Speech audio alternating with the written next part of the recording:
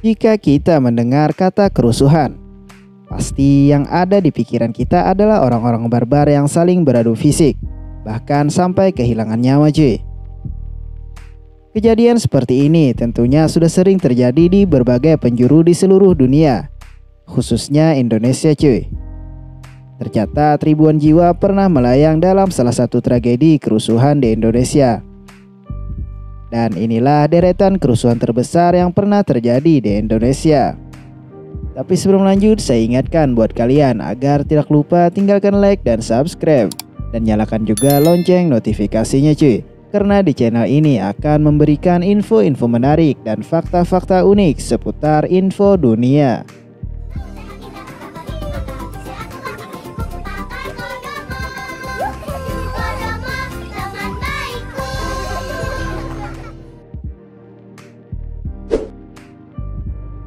Yang pertama adalah peristiwa Mei 1998.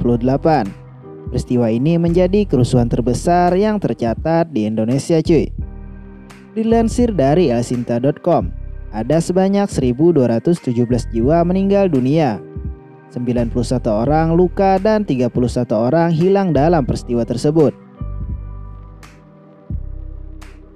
Korban yang meninggal disebabkan berbagai kondisi, mulai dari terbakar, luka akibat senjata, pembunuhan, sampai pemerkosaan cuy. Tidak hanya aksi demonstrasi saja, di masa ini juga terjadi kasus pemerkosaan selama kerusuhan tersebut. Adapun pemerkosaan massal terjadi di berbagai wilayah Jakarta dan sekitarnya cuy. Aksi demonstrasi ini dipicu oleh berbagai masalah yang terjadi di era tersebut, mulai dari krisis moneter, kenaikan harga pangan, dan lainnya yang merajalela di masa kepemimpinan Presiden Soeharto. Situasi demonstrasi semakin memburuk pasca 4 mahasiswa Trisakti tewas yang tertembak pada 12 Mei 1998. Akhirnya aksi demonstrasi berlangsung selama 3 hari berturut-turut cuy.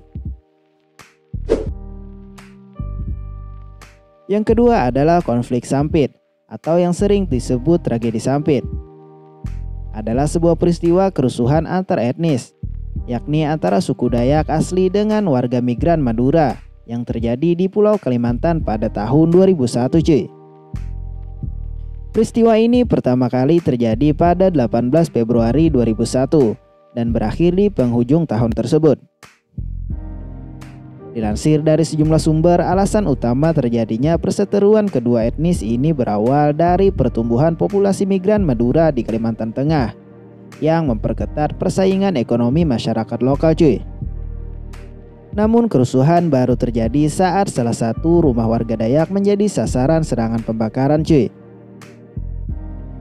Berdasarkan rumor yang beredar, pelaku yang membakar rumah itu adalah migran Madura yang tinggal di sana cuy. Sebagai warga lokal, tentu suku Dayak tidak menerima perlakuan dari pendatang dan mulai melakukan penyerangan balik. Akhirnya perseteruan antara suku Dayak dengan Madura pun terjadi cuy. Dampak dari peristiwa ini sangat banyak memakan korban jiwa. Sekiranya ada 1.300 lebih orang Madura yang harus mengungsi cuy.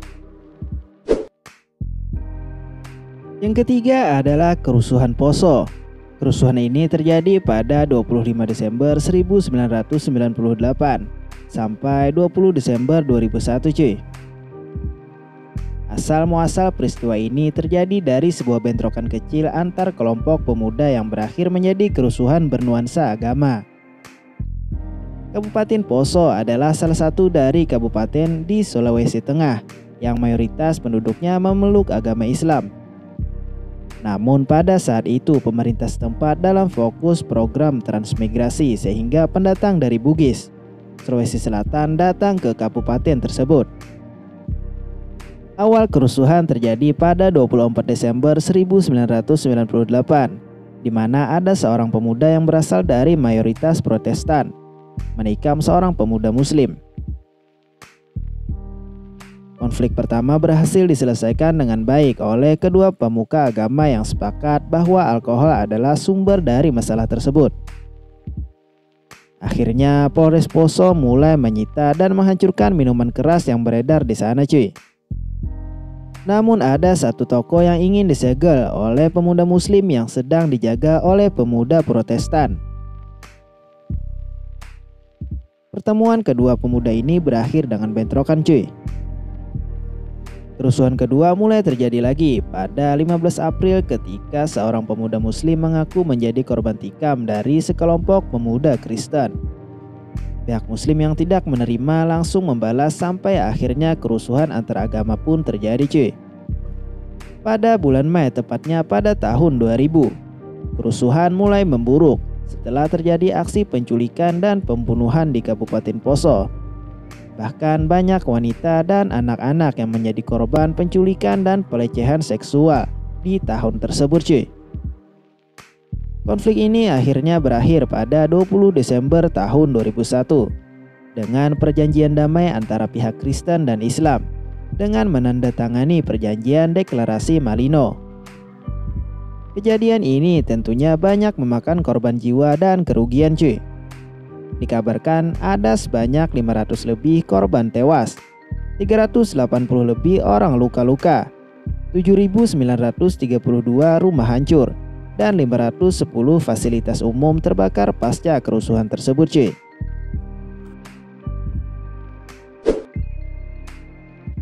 Yang keempat adalah kerusuhan Lampung Selatan. Kerusuhan ini terjadi selama 3 hari dari tanggal 27 Oktober hingga 29 Oktober 2012 cuy. Sama halnya seperti di Poso, kerusuhan Lampung Selatan juga terjadi pasca program transmigrasi yang diadakan pemerintah saat warga Bali masuk ke Lampung dan tinggal di Lampung Selatan cuy. Warga Bali yang berada di sana kemudian membangun perkampungan bernama Bali Nuraga, Bali Agung, dan Bali Napal. Konflik baru muncul saat 10 pemuda bersepeda dari desa Bali Nuraga. Namun rombongan ini tidak sengaja menyerempet motor yang dinaiki 2 gadis dari warga desa Agom. Para pemuda itu berniat untuk menolong 2 gadis tersebut dan harus menyentuh tubuh mereka cuy. Sayang warga lain yang melihat kejadian ini justru beranggapan bahwa para gadis telah dilecehkan oleh rombongan pemuda tersebut. Buntutnya warga desa Agom membawa 50 orang sambil membawa senjata tajam ke desa Bali Nuraga. Bentrokan antar 2 desa mulai terjadi pada Sabtu malam, yakni 27 Oktober 2012. Bentrokan kedua etnis ini baru berakhir pada 29 Oktober 2012 cuy. Setelah kedua desa membuat kesepakatan damai dan tidak saling menuntut secara hukum. Yang kelima adalah kerusuhan Tanjung Priok. Kerusuhan ini terjadi di tahun 1984. Sebuah peristiwa pelanggaran hak asasi manusia atau yang disingkat HAM pada masa Orde Baru. Peristiwa ini berawal dari ceramah-ceramah yang membahas dan mengkritisi kebijakan-kebijakan yang ditetapkan oleh pemerintahan Orde Baru. Salah satunya adalah kebijakan menjadikan asas tunggal Pancasila sebagai asas tunggal ideologi bangsa Indonesia cuy.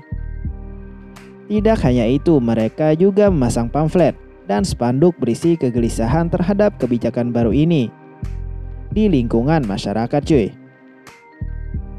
Sampai pada akhirnya Babinsa Hermanu melepas spanduk itu dan memicu kemarahan warga atas tindakan tidak sopan yang dilakukannya cuy.